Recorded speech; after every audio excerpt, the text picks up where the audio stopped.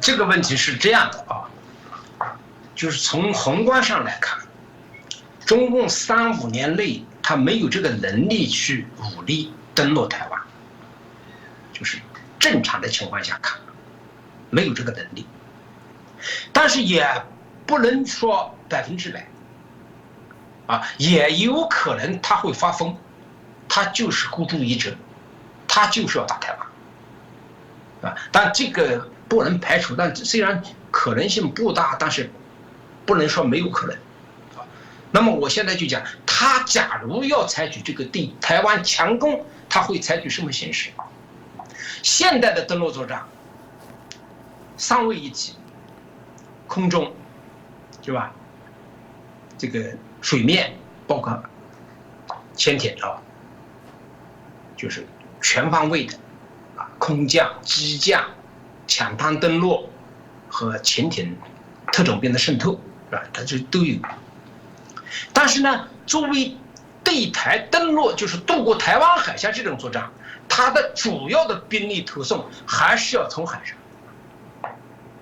因为中共就一个空降军，他6个旅，他能用4个旅，他也解决不了问题，他只是去战术行动，抢占台湾的一些码头、机场和其军事要塞，他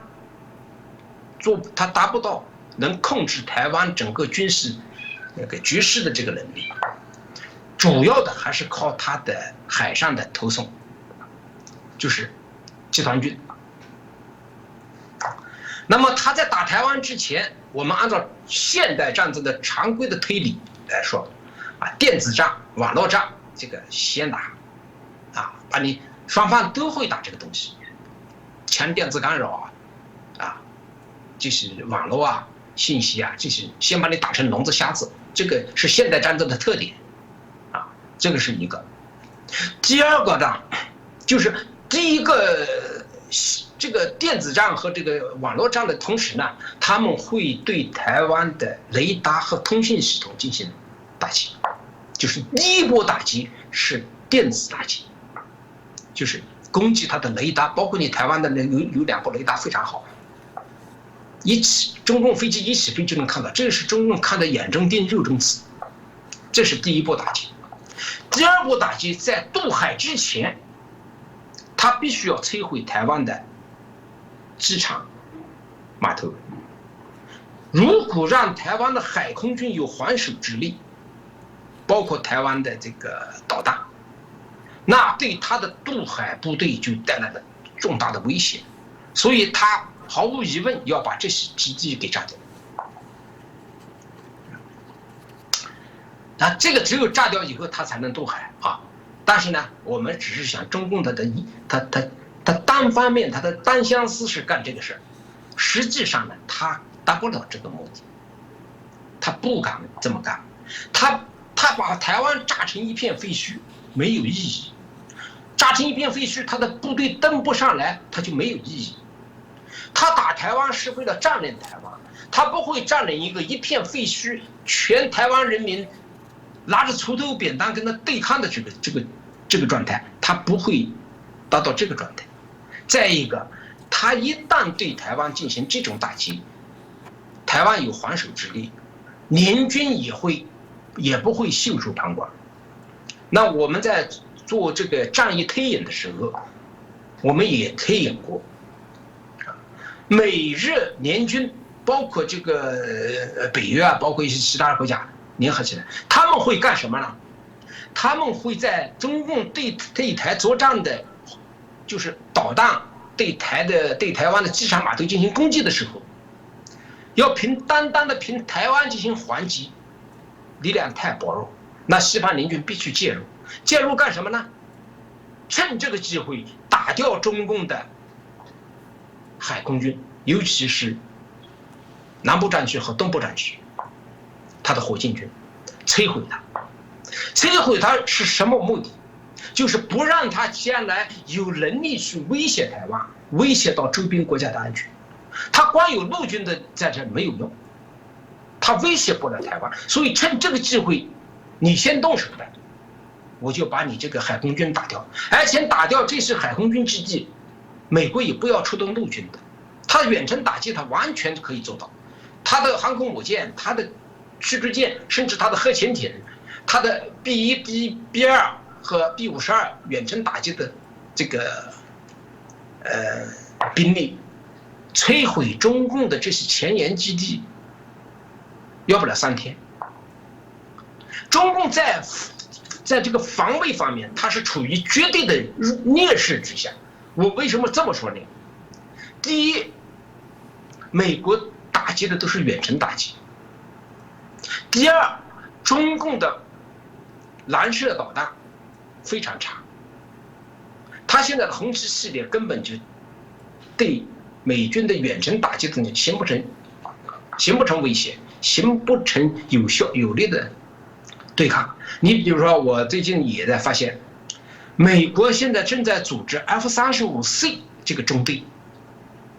这个中队组织起来，他为什么组织这个中队？这个中队组织起来，他就是准备对中共沿海的这个海空军基地进行打击，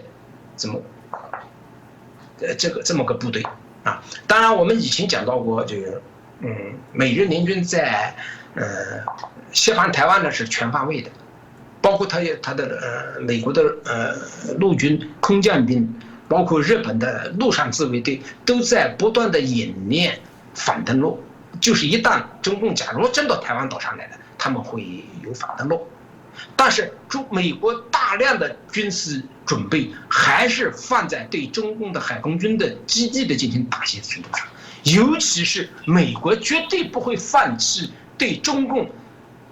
核导弹发射这个平台的打击，绝对要把它摧毁，不摧毁美国就有危险。趁这个机会把它摧毁掉，解除中共对世界的威胁。我认为战争会发展到这么个程度的话，当然这个战争还是局部战争、有限战争、点对点作战啊。但中共战打到这个程度的情况下，中共就会打面上的战争。美军是点对点，消灭你一个点，消灭一个点，你出来我来消灭。中共他会把战场全面铺开，你这一次可以看得出来，055大驱南昌号居然穿过了对马海峡，进入了日本海，他带了3条舰进去了。他也，我刚才也讲了，他准备也在南海进行演习，就是他把战场全面铺开，因为他占有地利优势嘛，你美国人老远的过来。顾不过来啊，就是战场太多了，他顾不过来啊。这个战争到这个形势，这个城市，然后有人提出来，中共打不过常规武器，打不过美日联军，会不会用原子弹，用核武器？会用。我们从2年前就得到消息，中共对用这种战略核导弹对美国本土的攻击，东风5、东风41、巨浪3、巨浪2，这个的可能性暂时没有，他也不敢用这个东西。用这个东西以后真的是他吹牛是吧？可以吹。那个周成虎说我让出西安以东跟美国人打核大战，这是打口炮。但是实际上中共会有核武器，用什么核武器呢？用战术核武器。你比如说，他的东风26要打美国的航母，他如果带的是常规弹头，他对航母威胁不大，航母不是随便和你打成的。如果东风26上面装一个战术核弹头，弹量不是很大的，它的弹量1-2万吨的战术核武器，它就是不打到航空母舰上，它就在航母的周边爆炸，对航母也是一种巨大的威胁。所以西方联军应该在这方面要有防卫，因为中共他打不过你啊，他常规武器打不过你啊，他没有办法了，他就用这种战术核武器啊，这个现象是存在的啊。但是呢，他2年前就说过，美国如果用常规武器攻击他的航空母舰和核潜艇基地，他们就要用核武器进行反击。我们从逻辑推理上，从战争这个发展的角度上看，这个是可能性是存在的。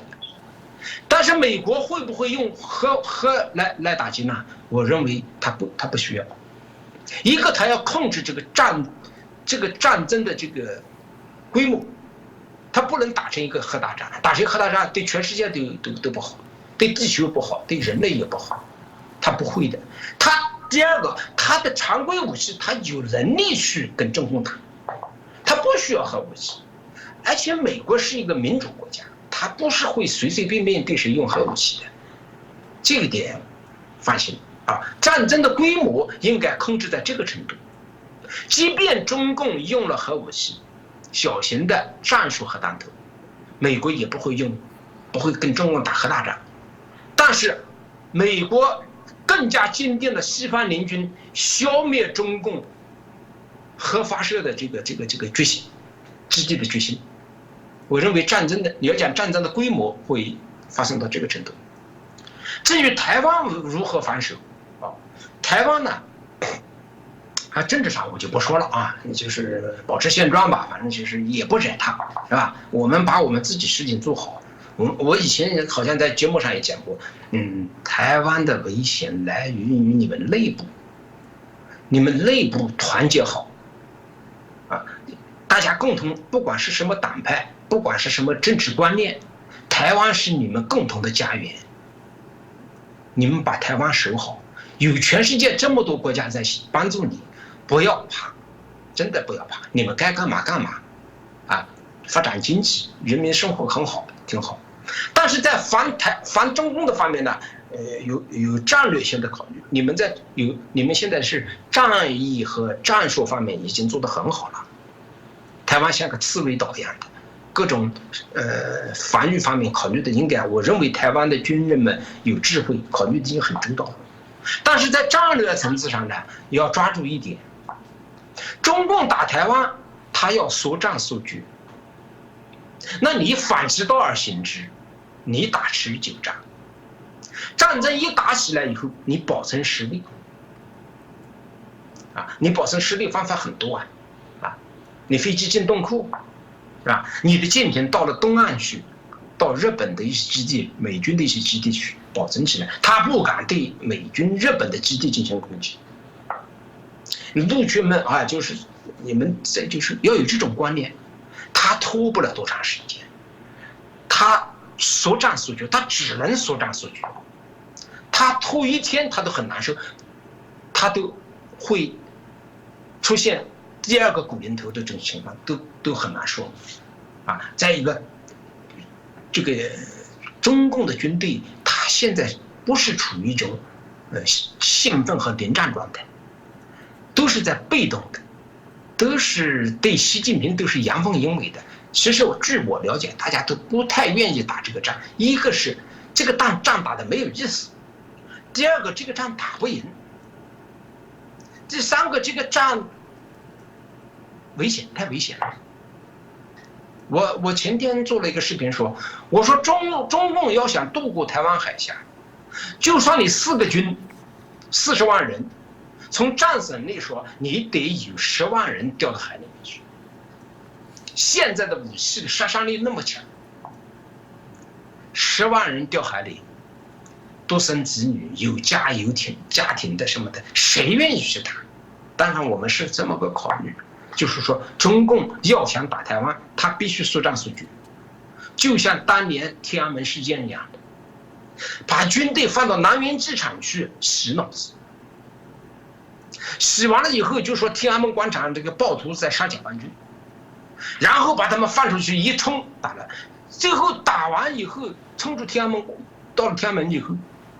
很多当兵的发现上当了，不是那么回事。那打台湾也是这样的，你一开始宣传的很漂亮，要台独分子我们要打他，